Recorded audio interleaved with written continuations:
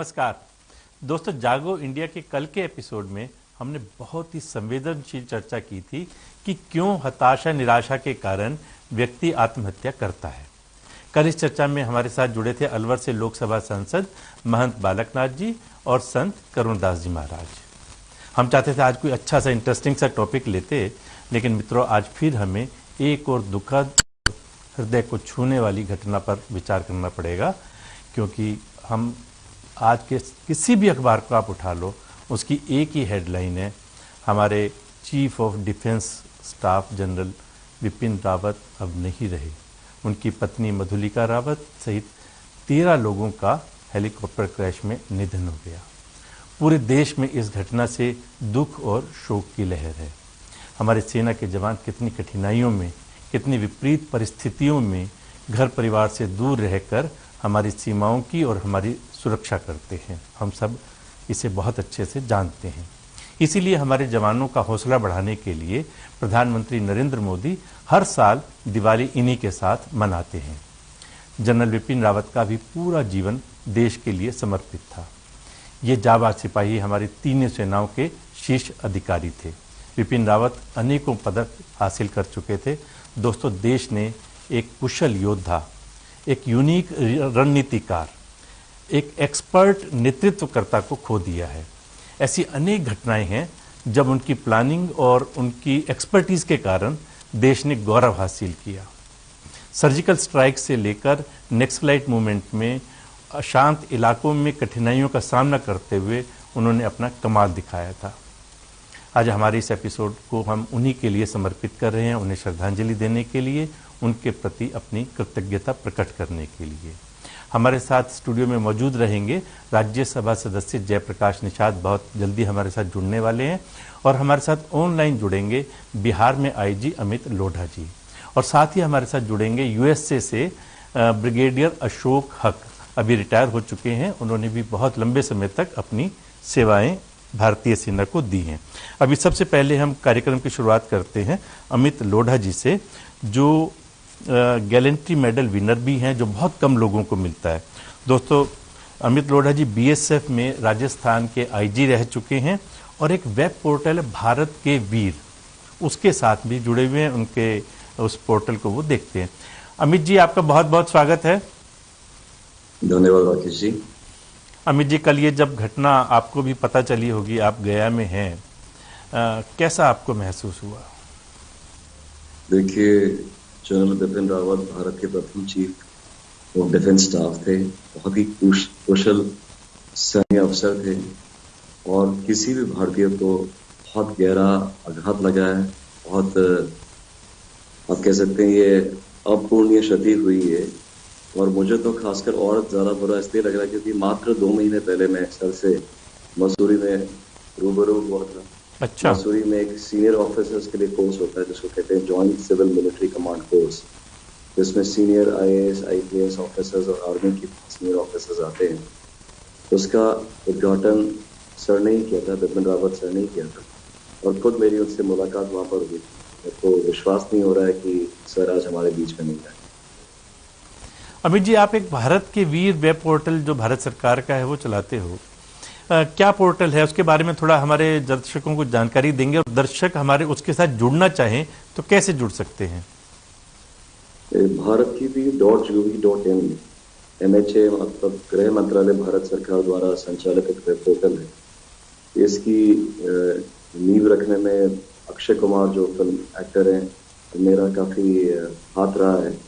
और इस web portal के माध्यम से आप हमारे किसी भी पैरामिलिट्री के जो शहीद जवान होते हैं उनके परिवारों की मदद कर सकते हैं। सीधा जो भी धनराशि आप देना चाहें उन जवानों के परिवार के अकाउंट्स में चला जाता है। और इसमें जितना मेरी जानकारी है, मैं क्योंकि पिछले एक साल से बिहार सरकार में वापस आ गया हूँ, उससे पहले मैं इसका नोडल ऑफिसर था भारत.gov.in का।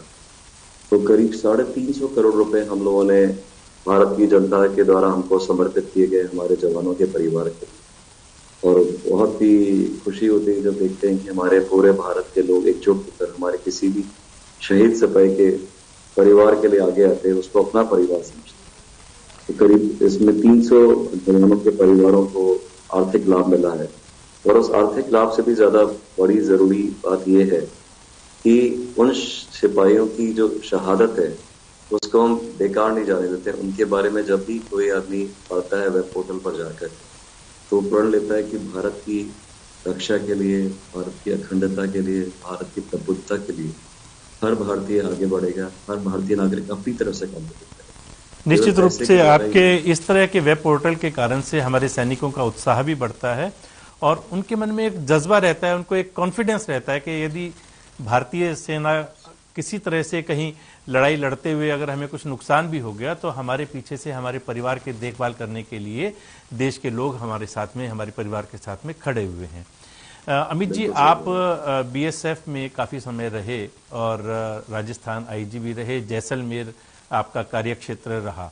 बड़ी बहुत गर्मियों के दिनों में वहाँ टेम्परेचर बहुत हाई हो जाता है और हमारे सैनिक जो सियाचिन जैसी जगह पर लड़ते हैं बहुत ही लो टेम्परेचर में भी वहाँ पर सीमाओं की रक्षा करते हैं। कितना कठिन होता है सेना के इन जवानों के लिए सीमाओं की रक्षा करना? देखिए, सेना, बीएसएफ, सीआरपीएफ, हमारी पैरामिलिट्री फोर्सेस हैं जैसे आईटीबीपी, यहाँ तक कि देश की पुलिस, ये सभी बहुत ही विषम परिस्थिति में काम करती है।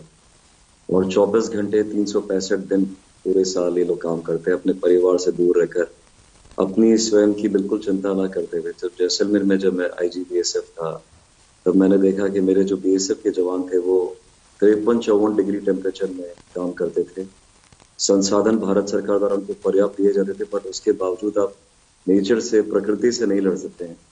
वहाँ टेम्परेचर्स की स्थिति बहुत बुरी थी। इसी तरह हमको पता है कि सियाचिन में, कश्मीर में, इवन नॉर्थ ईस्ट में जो हमारे आर्मी के जवान होते हैं, बहुत ही विषम भौगोलिक परिस्थितियों में और क्लाइमेटिक एनवायरनमेंट में काम करते हैं।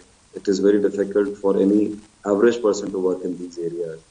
उसके बावजूद मैंने आज तक किसी जवान के चेहरे पे कोई शिकन नहीं देखी। इनफैक्ट बीएसएफ के जवान जब भी मुझे मिलते थे रिपोर्ट के वक्त, हमेशा यही बोलते थे, सर आखिरी गोली आखिरी दम तक लड़ूंगा, बिना सीनियर ऑफिसर की इजाजत की अपनी पोस्ट को नहीं छोड़ूंगा। बहुत तो आप सुंदर। इससे अंदाज लगा सकते हैं कि हमारे देश के सिपाहियों का कितना जज्बा ऊंचा रहता है, देश के प्रति उनका समर्पण कितना ज्यादा रहता है। विपिन रावत भी ये बात कहते थे कि पहली गोली हम नहीं चलाएंगे, लेकिन जब हम गोली चलानी शुरू करेंगे तो फिर उनकी हम गिनती भी नहीं करेंगे। सर बिल्कुल हमेशा ये बात बोलते थे। और आपको पता ही होगा कि भारत की सर्जिकल जितनी स्ट्राइक्स हुई हैं उसमें विपिन रावत सर का बहुत ज्यादा योगदान रहा है।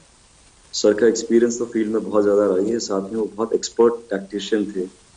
उनको वॉरफेयर और टैक्टिक्स के बारे में बहुत जबरदस्त नॉलेज थी और वो हॉट परसूट में बिलीव करते थे। तो जितनी बार भारत के जामा सिपाहियों ने सीमा पार करके भी कोई भी मतलब दुश्मनों की चौकियां ध्वस्त की हैं, दुश्मनों को खत्म किया है, उसमें सर का बहुत ज्यादा रोल रहा है। वो हमेशा उस थिंकिंग ग्रुप के एक मेजर पार्ट रहे। निश्चित रूप से, और खासतौर से अपनी सेनाओं को हम सशस्त्र कैसे बनाएं, आधुनिकीकरण कैसे करें, कैसे हम लेटेस्ट वेपन लेकर के आएं और टेक्नोलॉजिकली हम कैसे एडवांस बनाएं अपनी सेना को, इसमें भी उनका बहुत बड़ा योगदान रहता था। इसीलिए प्रधानमंत्री जी ने ये एक नया पद क्रिएट किया था। उन्होंने लाल किले की प्राचीर से भाषण करते हुए कहा था कि हम तीनों सेनाओं के एक सर्वोच्च अधिकारी की नियुक्ति करेंगे और वो सबसे देश के सबसे प्रथम सीडीएस थे। सीडीएस प्रथम थे क्योंकि उनको बहुत एक्सपीरियंस था, बहुत डिजर्विंग थे। आप देखिए उनको कितने ज्यादा एक्colades, कितने मेडल्स मिले हैं। यहाँ तक कि जब वो ट्रेनिंग में थे उनको स्वॉर्ड ऑफ ऑनर मिली है आईएनए के अंदर, जो बहुत बड़ी बात है। और उसके बाद हमेशा सोचने वाले थे, वो बहुत सोचते रहते थे। एक होता है कि आप सिर्फ वॉर कर रहे हैं, कोई क्राइसिस आ रहा है तो उसको हैंडल कर रहे हैं, और वो हमेशा एडवांस में सोचते थे। और आप जानते हैं कि भारत की भौगोलिक स्थिति कैसी है, भारत के हमारे नेबर्स से हमारे कैसे संबंध है, तो हमेशा वो एडवांस सोचते रहते थे किस तरह भारतीय सेनाओं को लीनर बनाए, मीनर बनाए, एक प्रोफेशनल फाइटिंग फोर्स बनाए। और उन्होंने मॉडर्नाइजेशन को बहुत ज्यादा इम्पेटस दिया, बहुत उन्होंने बढ़ावा दिया कि भारत की जो सैनिक शक्ति है वो बिल्कुल आधुनिक हो और प्रोफेशनल फोर्स हो। सबसे जरूरी ये है कि संख्या तो अपनी जगह है, लेकिन कैसे किसी लड़ाई को लड़ा जाए उसके बारे में की सोच बहुत ही कमाल की थी, बेमिसाल थी। अमित जी, आप को भी काफ़ी समय हो गया सर्विस में, आप आईपीएस 98 बैच के हैं, और लगभग समझो 22-23 वर्ष की आपकी सर्विस होगी। आपका अपना कोई अनुभव शेयर करना चाहेंगे, कितनी विषम परिस्थितियों में और कैसे अपनी जान को जोखिम में डालकर आप लोग देश की रक्षा करते हैं? और आजकल तो आप गया में हैं, मेरे ख्याल वहाँ पर नक्सलाइट प्रॉब्लम भी आपको फेस करनी पड़ती होगी। आप बिल्कुल सही कह रहे हैं कि हमारे जितने भी यूनिफॉर्म सर्विसेज है, चाहे वो आर्मी हो, पैरामिलिट्री फोर्सेज हो, बीएसएफ, सीआरपीएफ, पुलिस, तो जो वर्दी पहनते हैं तो ऑब्वियसली हमेशा एक प्रोफेशनल हैजर्ड है कि कभी भी आपकी जान जा सकती है। आपके परिवार वाले भी गहरे खतरे उन पे हो सकता है। भी आपने देखा आसाम राइफल की सीईओ कुछ ही दिन पहले उनकी पत्नी और उनका बेटा भी देश के लिए शहीद हुआ था। तो हम लोग हमेशा जब काम करते हैं तो हमको पता होता है कि कभी भी कोई दुर्घटना हमारे साथ हो सकती है, but it's a professional hazard. हमको ट्रेनिंग मिलती है और हम अपने इच्छा से, अपने जज्बे से देश के लिए काम करते हैं। और मेरा पर्सनल वाकया तो एक छोटा सा ही रहा जिसमें मेरे को गैलेंट्री मेडल मिला था। उसमें नक्सलाइट्स के साथ हमारी भीषण मुठभेड़ हुई थी, जिसमें हमारे 2 सिपाही घायल हो गए थे आज से 15 साल पहले। तो उन 2 सिपाहियों को भी हमने सकुशल वहां से निकाला, गोलियों के बचाव के बीच में से। और उसके बाद हमने 8 कुख्यात नक्सलियों को गिरफ्तार किया, जिनके पास से काफी संख्या में गोला बारूद और अन्य हथियार बरामद हुए थे। तो उस तरह की घटनाएं अक्सर पुलिस के साथ होती हैं। और अभी गया आपने जो बताया, ये काफी नक्सल गतिविधि का एक हॉटबेड है। बट मैं 11 साल पहले एसएसपी रहा था और आज की तारीख में मैं बोलूंगा कि पहले की तुलना में काफी कम हुई नक्सल की घटनाएं। उसका कारण है कि हमारे सीआरपीएफ और जिला पुलिस के बलों ने काफी मेहनत की है। स्टेट पुलिस की जो एसटीएफ है उसने बहुत मेहनत की। कई हमारे सिपाही शहीद हुए हैं। उन सब की शहादत से, उन सब के बलिदान से आज हमारे देश में भी नक्सलाइट्स काफी कम हो रहे हैं। तो इस तरह के जो हमारे इंटरनल सिक्योरिटी के चैलेंजेस होते हैं, उसके लिए पुलिस आगे बढ़कर चढ़कर काम करती है। और हमारे जो बॉर्डर्स हैं उस पर हमारी बॉर्डर सिक्योरिटी फोर्स और आर्मी ये काफी मेहनत करते हैं। काफी आप जानते हैं, बिल्कुल अपनी जो जान को बिल्कुल जोखिम पर डालकर, बिल्कुल परवाह ना करते हुए देश की रक्षा के लिए लोग हमेशा तत्पर रहते हैं। अमित जी, आपसे हम चर्चा जारी रखेंगे। हमारे साथ लाइन पर जुड़े हुए हैं संत अनिरुद्धाचार्य जी, वृंदावन में हैं और लोगों का मार्गदर्शन करते हैं। बहुत अच्छे उनके प्रवचन पूरे देश भर में, विदेशों में करोड़ों लोग हर रोज सुनते हैं। अनिरुद्धाचार्य जी हमारे साथ हैं। प्रणाम महाराज जी। राधे राधे, जय श्री कृष्णा। राधे राधे, जय श्री कृष्णा महाराज जी। महाराज जी, आप लोगों को परिवार में, समाज में देश के प्रति कैसा समर्पण होना चाहिए, इसकी प्रेरणा अपने प्रवचनों के माध्यम से देते हैं। आज पूरे देश में एक शोक की लहर है सीडीएस विपिन रावत जी के निधन के कारण से। आप क्या कहना चाहेंगे महाराज जी? हमारे देश की बहुत बड़ी क्षति है ये, क्योंकि ऐसे वीर योद्धाओं की तो देश को अत्यधिक जरूरत होती है। विपिन रावत जी का जब ये शोक समाचार सुना तो अत्यंत ही दुख की अनुभूति हुई। और हम सभी का ये परम कर्तव्य है कि हम सभी ऐसे देश के महान योद्धाओं के प्रति अपने आप को समर्पित रखें और हम सभी देशवासियों को इन सभी महापुरुषों का सम्मान करना चाहिए, क्योंकि ऐसे महापुरुष देश को कभी कभी प्राप्त होते हैं। आपने ठीक कहा महाराज जी। मेरा महाराज जी आपसे एक निवेदन है, आप अपने प्रवचनों में अक्सर लोगों को धर्म के प्रति शिक्षा देते हैं, भगवान के प्रति भक्ति का भाव लोगों में जगाते हैं। साथ साथ अपने प्रवचनों में यदि हम देशभक्ति की बातें भी उसमें इंक्लूड करें और लोगों को बताएं कि हमारे देश के प्रति समर्पण भाव कैसा होना चाहिए, और हम अपने इन योद्धाओं से प्रेरणा लेकर अपने जीवन को उसी प्रकार से ढालें। मेरे को ध्यान है शायद इजराइल में ये एक नियम है वहां का कि हर एक विद्यार्थी को कुछ समय सेना में बिताना पड़ता है ताकि वो उसके अंदर देशभक्ति का जज्बा भी पैदा हो और वो देश की रक्षा के लिए समर्पित हो। हम अपने देश में लोगों के अंदर यदि भक्ति भाव के साथ साथ देशभक्ति का भी भाव पैदा करेंगे, और जो एक भाव होना चाहिए कि देश पहले मेरा, जैसे हम जापान के बारे में पूरी दुनिया में उदाहरण देते हैं कि जापान के व्यक्ति देशभक्त पहले है, अपने धर्म के लिए या अपने परिवार के लिए, अपने समाज के लिए, अपने स्वयं के लिए बाद में है। यदि हम लोगों के अंदर देशभक्ति का जज्बा पैदा कर सकेंगे तो बहुत सारी समस्याओं से हम निजात पा सकते हैं महाराज जी। मेरा उद्देश्य यही रहता है, कथाओं के माध्यम से मैं पहले यही कहता हूं कि पहला धर्म है हमारा देश की सेवा करना। देश की सेवा यदि हम करते हैं तो हम सबसे बड़े धर्मात्मा हैं। भारत माता हमारी माता है और देश के प्रति वफादारी और देश के प्रति पहला समर्पण ये है कि हम देश के प्रति वफादार रहें और कभी भी हम अपने देश के जवानों का, हम अपने देश का किसी भी प्रकार से नेगेटिव पॉइंट ना ढूंढें या फिर हम स्वयं अपने आप को देश के प्रति समर्पण भाव से चलें। औरों को भी चलाने का प्रयास रहता है कथाओं के द्वारा कि धर्म तो हमारा है ही, हमारा परिवार तो है ही, पर प्रथम है राष्ट्रभक्ति। हम कथा में कई बार कहते हैं कि दुनिया, हमारे भारत के लोग कोई अमेरिका घूमने जाते हैं या इजराइल इत्यादि, जापान इत्यादि, पेरिस इत्यादि घूमने जाते हैं, पर हमारे देश में सबसे पहले सूर्य भगवान की पहली किरण हमारे देश में पड़ती है। ये वह देश है जिस देश को सूर्य भगवान भी सर्वप्रथम आना चाहते हैं। यहाँ पर आपने गीत सुना होगा, जहाँ सूरज सबसे पहले आकर डाले अपना डेरा, वो भारत देश है मेरा। तो हमारे देश में सूर्य भगवान भी सबसे प्रथम आना चाहते हैं और हमारा देश सर्वश्रेष्ठ देश है। सारी दुनिया का प्रतिनिधित्व करने वाला विश्व गुरु ये देश है। यहाँ से सारी दुनिया को सीखना चाहिए, पर हम सभी को राष्ट्र प्रेम, देश प्रेमी तो होना ही चाहिए। कथा में मैं कोशिश करता हूँ कि ये राष्ट्र प्रेम, देश प्रेम लोगों में जगाऊं। बहुत बहुत धन्यवाद महाराज जी, आपने बहुत ठीक कहा। यदि हम देशभक्ति का पाठ अपने इस आने वाली पीढ़ी को सिखाएंगे तो बहुत अच्छा होगा और देश के लिए भी एक बहुत बड़ी सेवा होगी। आप सच में करोड़ों लोगों का मार्गदर्शन कर रहे हैं और उन्हें अच्छी शिक्षा दे रहे हैं, अच्छा मार्ग उनका प्रशस्त कर रहे हैं। आपका बहुत बहुत धन्यवाद। मित्रों, अब हमारे साथ में जुड़ रहे हैं ब्रिगेडियर अशोक हक, अमेरिका से जुड़ रहे हैं हमारे साथ, और इन्होंने 34 वर्ष इंडियन आर्मी की सेवा की है। 30 नवंबर 1997 को आप रिटायर हो गए थे। 1965 के सियालकोट सेक्टर में उन्होंने युद्ध में हिस्सा लिया। 1971 में भी बोगरा सेक्टर बांग्लादेश में लिबरेशन वार में 1000 पाकिस्तानी सैनिकों का उन्होंने आत्मसमर्पण कराया था। 5 गोरखा रेजिमेंट फ्रंटियर फोर्स से आप जुड़े रहे हैं। अशोक हक जी हमारे साथ जुड़ रहे हैं अमेरिका से और अपनी श्रद्धांजलि ब्रिगेडियर बिपिन रावत जी को देना चाह रहे हैं। अशोक हक साहब, आपका स्वागत है, क्या कहना चाहेंगे? मैं जनरल बिपिन रावत की अकस्मात मृत्यु पे गहरी संवेदना प्रकट करता हूं। इंडियन आर्मी को, पूरे देश को उनके निधन पर गहरा शोक है।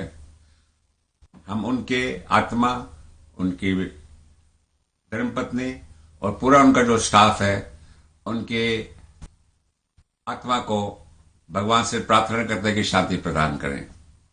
जनरल बिपिन रावत हमारे तीनों अंगों के पहले चीफ ऑफ डिफेंस स्टाफ थे। ये पदवी उन्होंने दिसंबर 2019 में प्राप्त की थी।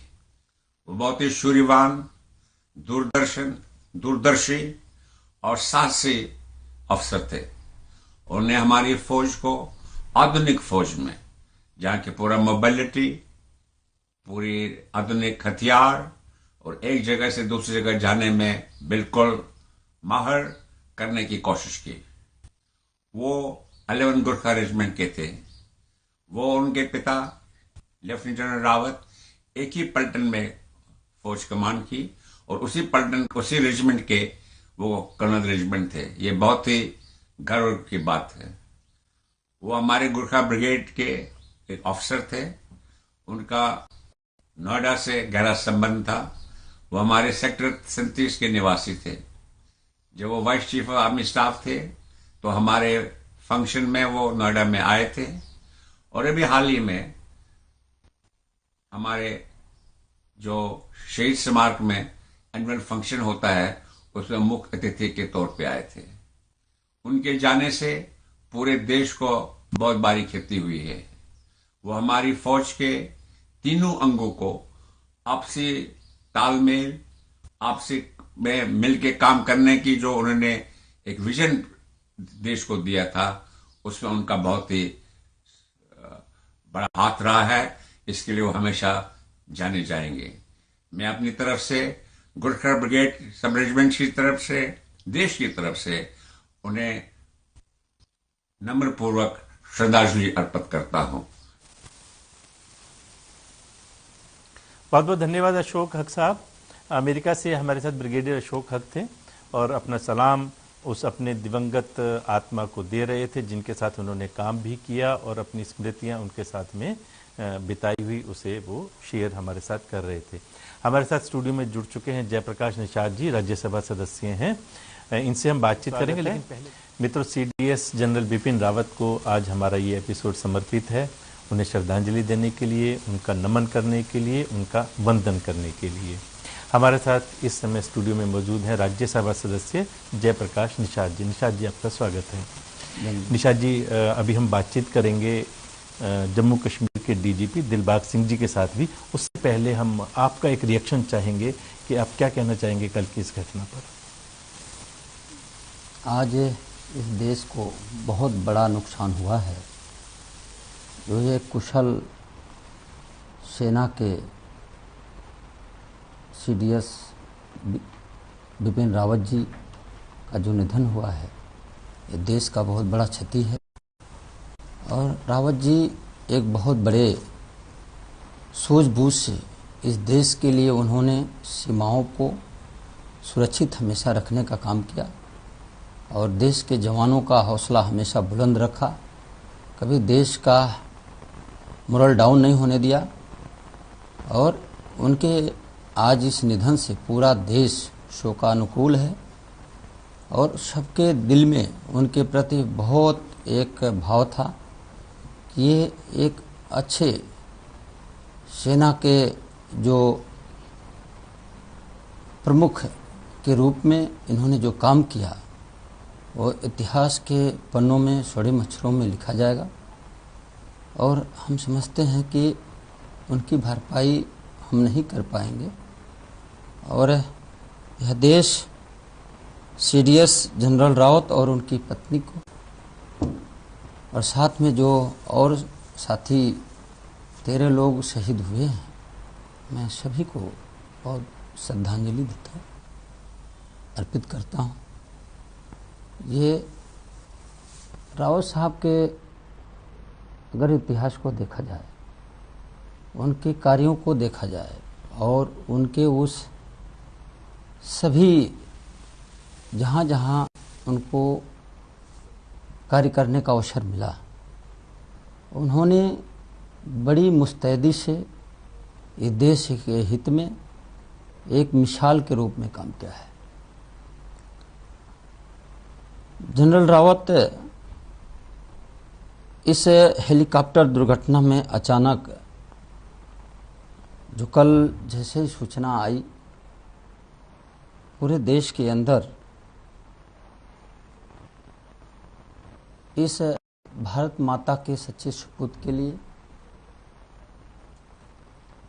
पूरे देश के नागरिक में एक शोक सी लहर हो गई, स्तब्ध हो गए सारे लोग। हम लोग हाउस में थे, जैसे ही हम लोगों को जानकारी मिली,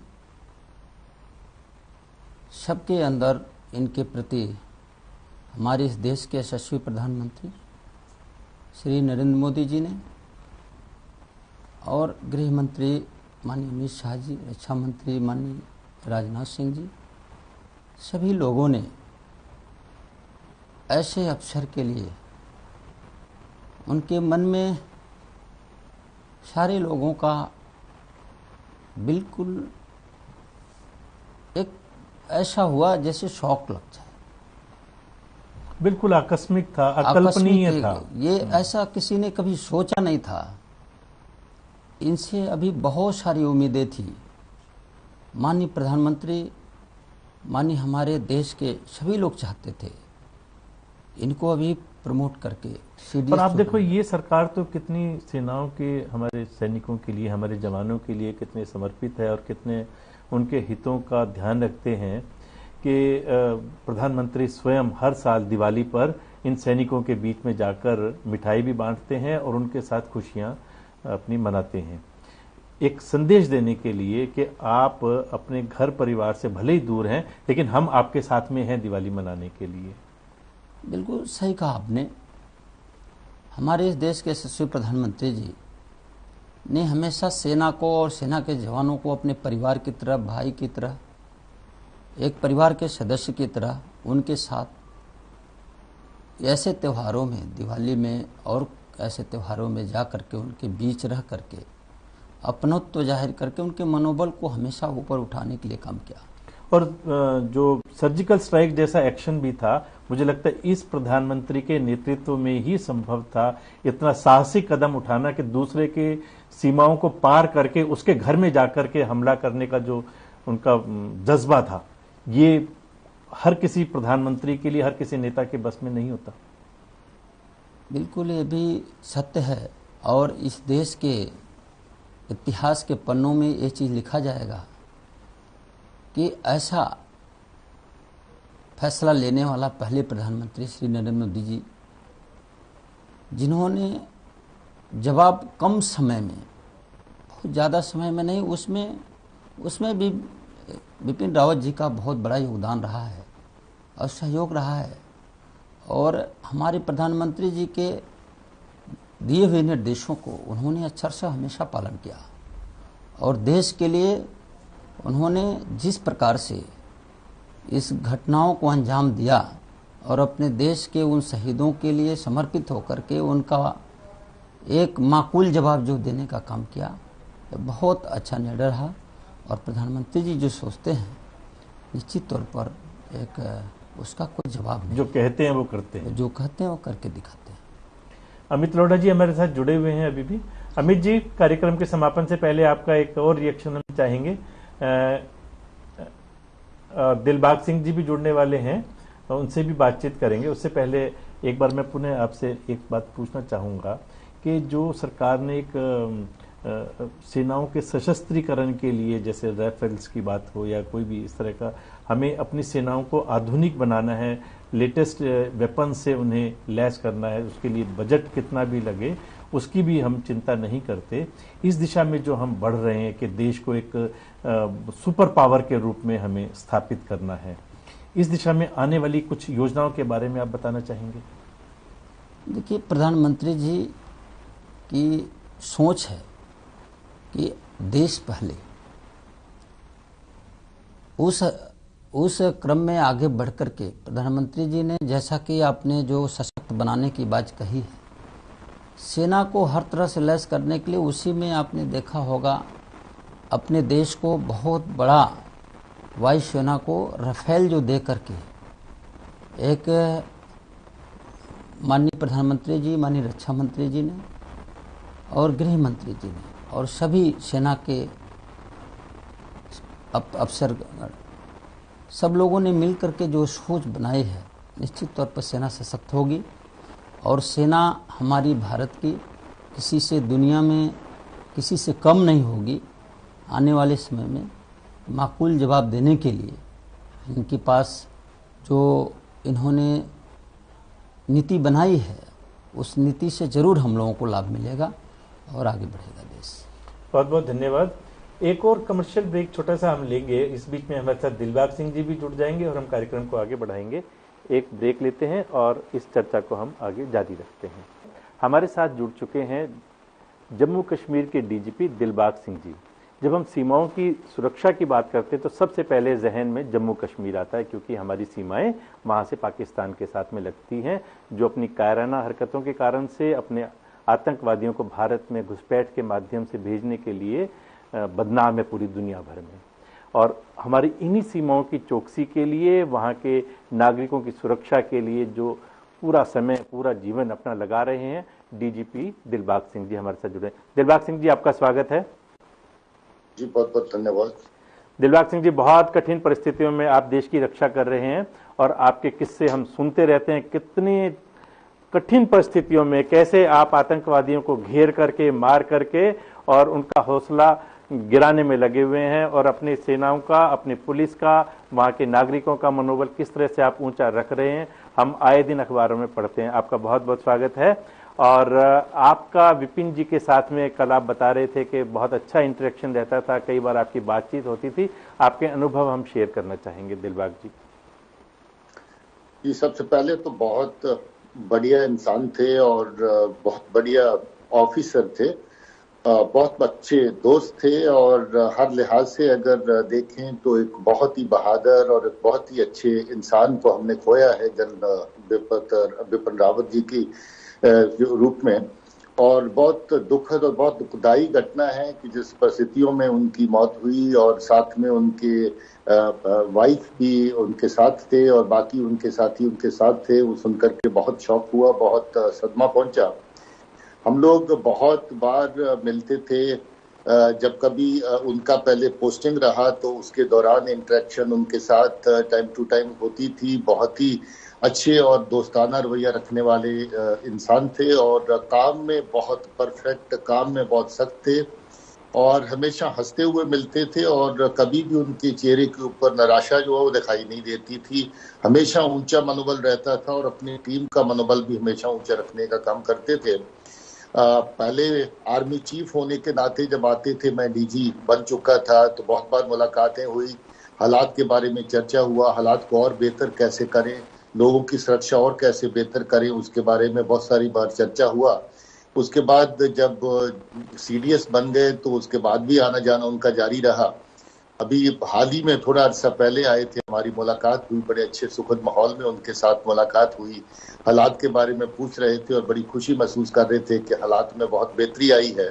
और सारी टीम जिसमें हमारी आर्मी, सीआरपी, हम सब लोग जम्मू कश्मीर पुलिस की तरफ से शामिल हैं, सबके साथ मुलाकात के दौरान खुश थे कि हम लोग सब मिलकर के हालात को और बेहतर कर रहे हैं और पाकिस्तान की तरफ से जो दहशतगर्दी का खेल जहां पर लंबे अरसे से खेला जा रहा है, उस खेल को समापन की तरफ लेते चले जा रहे हैं। मुझे पर्सनल तौर पे बहुत बड़ा सदमा और नुकसान और लॉस महसूस हुआ कि जनरल बिपिन रावत इतना जल्दी हमसे चले गए।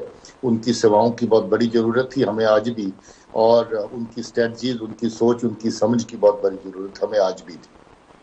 दिलबाग सिंह जी, आप जम्मू कश्मीर का कार्यभार संभाल रहे हैं, बहुत कठिन परिस्थितियां हैं, हमारे सैकड़ों जवान मारे भी जा चुके हैं, शहीद हो चुके हैं, और आप किस तरह से लोगों की सुरक्षा करते हैं, कैसे सीमाओं की चौकसी करते हैं, ये अपने आप में एक बहुत बड़ा चैलेंज है। आप अपना कोई अनुभव हमारे दर्शकों के साथ शेयर करना चाहेंगे? जी, सबसे बड़ी बात तो ये है कि हम लोग जहां वर्दियों के रंग ना देख करके अपने मिशन को देखते हैं, जहां कोई ऐसी फोर्स हिंदुस्तान की नहीं है जो जम्मू कश्मीर के थिएटर में काम नहीं कर रही है। आर्मी की बात करें तो जहां है सीआरपी, जहां है बीएसएफ, जहां है आईटीबीपी, जहां है सीआईएसएफ, जहां है जम्मू कश्मीर पुलिस, जहां है एसएसबी, जहां तमाम फोर्सेस हिंदुस्तान की हमारे साथ मिलके जो काम करती हैं, ये एक अपने आप में मिसाल है कि इतनी फोर्सेस एक साथ इतना प्यार मोहब्बत, इतनी बढ़िया अंडरस्टैंडिंग के साथ कैसे काम करती हैं। ये हमारी कामयाबी का राज भी है कि ये टीम है और टीम जो है वो टीम स्पिरिट के साथ काम करती है। जहां तक बॉर्डर का, सीमाओं की सुरक्षा का सवाल है, जम्मू कश्मीर पुलिस बीएसएफ और आर्मी के साथ मिलकर काम करती है और पाकिस्तान की नापाक इरादे, नापाक साजिशें, नापाक हरकतें जो दहशतगर्दों को इस तरफ पुशन करने की रहती हैं, उसको कैसे हम लोग नाकाम करते हैं डे इन डे आउट, हम लोग इसमें हमेशा लगे रहते हैं। जब इनकी हरकतें नाकाम हुई तो इन्होंने ड्रोन का इस्तेमाल करके हथियार और गोला बारूद भेजना और नारकोटिक्स को भेजना शुरू किया। उसको भी हम लोग बहुत जगहों पे नाकाम कर चुके हैं, इनकी कंसाइनमेंट्स को पकड़ चुके हैं और पकड़ रहे हैं। इनकी जिस जिस एरिया में घुसपैठ होती है, हमारी चौकसी जो फौजें वहां पर पुलिस और बाकी सब मिलकर के उसकी सूर रखते हैं, खबर रखते हैं और हम इनके आने वाले लोग जो हैं उनको बॉर्डर पर ही खत्म करने की कोशिश करते हैं और अगर आगे पहुंच जाएं तो आगे जहां तक को पहुंचे उनका पीछा वहां तक किया जाता है। अंदर की जो सुरक्षा है उसमें भी हम लोग सभी, मैं सब ने कहा, सीआरपी भी बड़े पैमाने पे हमारे साथ शामिल रहती है, बीएसएफ, आईटीबीपी, टीएसएफ और एसएसबी भी लगी है। हम लोग सब मिलकर टीम की माफक एक यूनिफाइड फोर्स की तरह काम करते हैं। कल ही अभी एक बहुत कामयाब ऑपरेशन शोपियां में हुआ, जो कल पुलिस की तलाब पर ऑपरेशन लॉन्च हुआ, जिसमें आर्मी, पुलिस और सीआरपी मिलकर काम कर रही थी। कल शाम तक ऑपरेशन खत्म हुआ।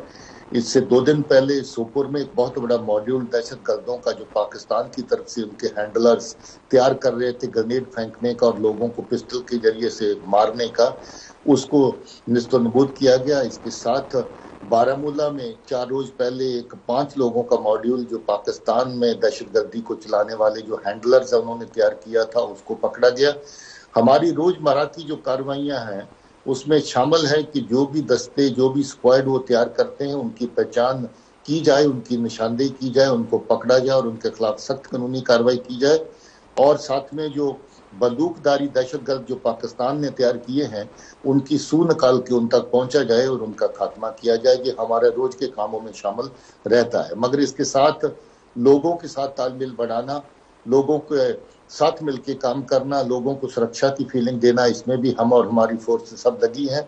हम लोग हर रोज कहीं ना कहीं किसी न किसी मुकाम पे लोगों के साथ मिल करके एक्टिविटी करते हैं ताकि लोगों के अंदर ये आपसी भाईचारे, आपस में तालमेल की भावना जो है उसको मजबूत किया जाए। मुझे खुशी है कि पिछले 3 साल से ज्यादा अरसे में हम लोग सैकड़ों की तादाद में दहशतगर्दों का सफाया कर चुके हैं। सैकड़ों की तादाद में उनके जो नेटवर्क जो उनको सपोर्ट करते हैं दहशतगर्दी को चलाने में, उनका सफाया भी कर चुके हैं और उनके खिलाफ सख्त कानूनी कार्रवाई कर रहे हैं। और जो हमारे लोग शहीद होते हैं उनके परिवारजनों के तई हम लोग हमेशा अपनी संवेदनाएं, हमारी सिंपथीज उनके लिए रखते हैं, क्योंकि उन्हीं की बदौलत हमें कामयाबी की राह पर आगे चलने का हौसला भी मिलता है, हिम्मत भी मिलती है। बहुत अच्छा दिलबाग सिंह जी, आप बहुत अच्छा काम कर रहे हैं और लोगों के अंदर एक कॉन्फिडेंस भी आ रहा है और पूरे देश भर से अब मुझे लगता है टूरिज्म की पॉइंट ऑफ व्यू से भी वहां पर लोग जा रहे हैं, क्योंकि लोगों के अंदर एक सुरक्षा की भावना पैदा हो रही है कि हम वहां जाएंगे तो सेफली वापस भी आ जाएंगे। आप बहुत अच्छा काम करें, हमारी बहुत बहुत शुभकामनाएं आपके साथ में। और साथ ही हम ये भी कहना चाहेंगे देशवासियों को कि आप जम्मू कश्मीर जाएं, वहां पर एक बहुत सुरक्षित वातावरण है। दिलबाग सिंह जी जैसे इनके नेतृत्व में हजारों की संख्या में, लाखों की संख्या में लोग आपकी सुरक्षा के लिए वहां तैनात हैं और किसी प्रकार की, किसी तरह की मिस हैपनिंग की आपको चिंता करने की जरूरत नहीं है। मित्रों, प्रथम सीडीएस जनरल विपिन रावत, उनकी पत्नी और जवानों का जो हेलीकॉप्टर में कल निधन हुआ, हमारा आज का एपिसोड उनके लिए समर्पित था। हम उन्हें शत शत नमन करते हैं, वंदन करते हैं। ये समाचार अत्यंत दुख वाला था, पूरे देश को और दुखी और सदमे में इस घटना ने ला दिया है। आतंकवाद से मजबूती से लड़ने वाले भारत माता के इस सच्चे सपूत को, इस जांबाज सैनिक को, उनके शहीद होने पर हमारा एक बार पुनः शत शत नमन, पुनः वंदन, हमारा उन्हें प्रणाम। कल फिर मिलेंगे। नमस्कार।